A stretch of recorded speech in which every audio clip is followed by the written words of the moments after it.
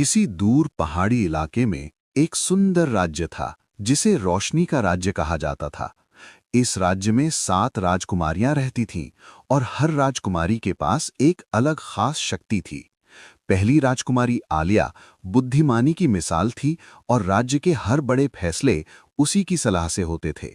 दूसरी राजकुमारी जहरा प्रकृति से जुड़ी हुई थी। जहां वो चलती वहां हरियाली फैल जाती थी। पेड़ पौधे और परिंदे उसके मित्र थे। तीसरी राजकुमारी महरीन बहादुरी और युद्ध कला में माहिर थी और राज्य की रक्षा की जिम्मेदारी उसी के कंधों पर थी। चौथी राजकुमारी सिद्रा ज्ञान की देवी मानी जाती थी। वो पुरानी किताबों और सितारों के रहस्यों को पढ़कर भविष्य समझ लेती थी। पांचवी राजकुमारी इनाया संगीत की रानी थी।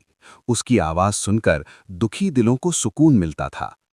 छठी राजकुमारी हीरा प्रेम और करुणा की मिसाल थी। वो नफरत को भी प्यार में बदल सकती थी।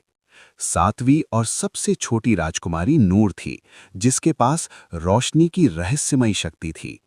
एक दिन अंधेरे का राजा जलाम राज्य पर हमला कर देता है।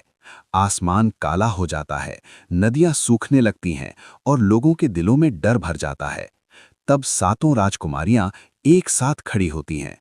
आलिया योजना बनाती है, महरीन सेना तैयार करती है, जहरा धरती को फिर से हरा करती है, सिद्रा प्राचीन ज्ञान से अंधेरे का रहस्य खोलती है, इनाया उम्मीद भरा गीत गाती है, हीरा लोगों के दिलों से भय निकालती है।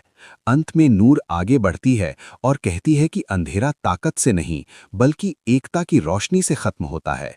सातों राजकुमारियां हाथ पकड़ती हैं, उनकी शक्तियां एक हो जाती हैं और तेज रोशनी जलाम को हमेशा के लिए मिटा देती है। इसके बाद रोशनी का राज्य पहले से भी ज्यादा चमक उठता है और दुनिया सीखती है कि जब बुद्धि, प्रेम, ज्ञान और एकता साथ हों तो कोई अंधेरा बाकी नहीं रहता।